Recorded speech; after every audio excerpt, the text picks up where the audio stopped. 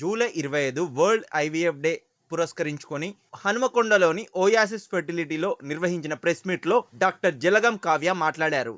మారుతున్న జీవనశైలి, junk food, శారీరక శ్రమ లేకపోవడం వల్ల సంతానలేమి సమస్యలు పెరుగుతున్నాయని తెలిపారు. టీనేజ్ నుండే పీసీఓడి, క్రమం లేని పీరియడ్స్ వంటి లక్షణాలను నిర్లక్ష్యం చేయకుండా వైద్యులను సంప్రదించాలని సూచించారు. చిన్నప్పటి నుంచే సమతుల్య ఆహారం, వ్యాయామం, బహిరంగ ఆటలకు పిల్లలను ప్రోత్సహించాలని తల్లిదండ్రులకు పిలుపునిచ్చారు.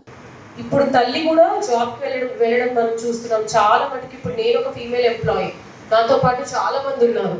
సో మదరు ఫాదరు ఇద్దరు వర్క్కి వెళ్ళడం, వాళ్ళకి పొద్దున ప్రిపేర్ చేసిన ఫుడ్ ఏదైతే ఉంటుందో ఈవినింగ్ వరకు కూడా మనం దాంతో మేనేజ్ చేయమని చెప్తున్నాం.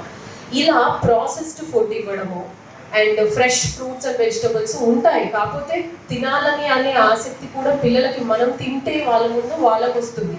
సో న్యూట్రిషన్ అనేది మనం ఎంత బాగా తీసుకుంటామో ఒక బ్యాలెన్స్డ్ మీల్ పిల్లలకు కూడా అలా తినిపించడం అనేది అలవాటు చేయాలి. ముఖ్యంగా ఆడపిల్లలు ఇంట్లో ఉంటే మాత్రం స్పెషల్ కేర్ తీసుకోవాలి. ఎందుకంటే అడాలసెంట్ నుంచే ఈ ప్రాబ్లమ్ స్టార్ట్ అవుతాయి. ఇప్పటికిప్పుడు వచ్చినాయి కాదండి. ఏదో 35 తర్వాతే నేను హాస్పిటల్కి వెళ్ళాలి పిల్లలు లేకపోతే అని అనుకుంటారు. 35కి వచ్చే ప్రాబ్లం మనకి ఎప్పుడో 15కి స్టార్ట్ అయ్యి ఉంటుంది, మనకు తెలియదు. సో ఫర్టిలిటీని అక్కడి నుంచి చూద్దాం. మనం ఏంటంటే ఒక అమ్మాయి పెద్ద మనిషి అయినప్పటి నుంచి తనకు అసలు పీరియడ్స్ ఎలా ఉంటున్నాయి, పెయిన్ ఎలా వస్తుంది, పెయిన్ సివియర్గా ఉంటే ఎండోమెట్రియోసిస్ అనే ప్రాబ్లం ఉన్నట్టు. సో ఎండోమెట్రియోసిస్కి ఎలాంటి జాగ్రత్తలు తీసుకోవాలనేది గైనకాలజిస్ట్ దగ్గరికి వెళ్ళి కొంచెం కేర్ తీసుకోవడం. పీసీఓడి అనేది ఏంటంటే అయింది మేడం, ఇప్పుడే వచ్చింది నాకు పీసీఓడి, అసలు ఇప్పుడే లావయ్యాను నేనని అంటారు. సో అది అట్లా ఇప్పటికిప్పుడే పెళ్ళికి ముడి పడి ఉండే ప్రాబ్లమ్స్ కాదు. ఇది పీసీఓడి అనేది అడాలసెంట్లో ఉన్నప్పుడు సెడెంటరీ లైఫ్ స్టైల్ వల్ల లావ్ ఎక్కడం వల్ల మనకి నీటి బుడగలు అనేవి అప్పుడే స్టార్ట్ అవుతాయి. కాకపోతే అమ్మాయికి పీరియడ్స్ సరిగా రావట్లేదు అని అంటే ప్రాబ్లం అవుతుందని, ఇప్పుడు దాకా పీరియడ్స్ కరెక్ట్గా వచ్చాయి, ఇప్పుడే మళ్ళీ ఇర్రెగ్యులర్ అయ్యాయని చెప్తాం. కాకపోతే we know the basic reason. So వాళ్ళకి చదువు ఒకటే కాకుండా గ్రౌండ్కి వెళ్ళి ఆడుకోవడం నేర్పించాలి, ఎండలో పనిచేయడం నేర్పించాలంటే ఎండలో పంపించాలి. 24 గంటలు ఏసీలోనే ఉంచుకుంటూ ఐప్యాడ్లు, స్క్రీన్లు, టీవీలు ఉంచుకుంటూ ఉంటే ఏంటంటే హార్మోన్స్ అనేవి డిస్టర్బ్ అవుతాయి.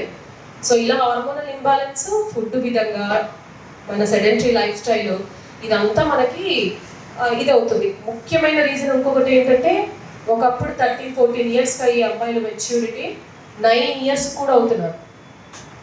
9 ఏళ్ళకి ఆ చిన్న పాపకు అసలు ఎట్లాంటి హ్యాండిల్ చేసే తన పీరియడ్స్ గురించి.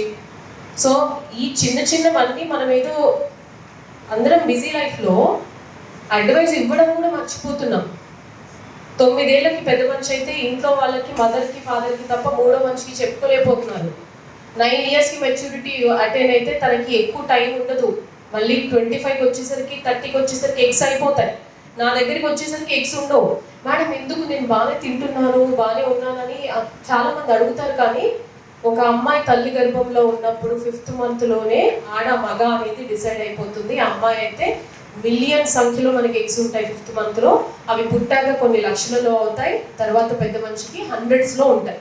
ఆ 100 నెంబర్ ఆఫ్ ఎగ్స్ అందరికీ 300 to 400 ఉండాలి.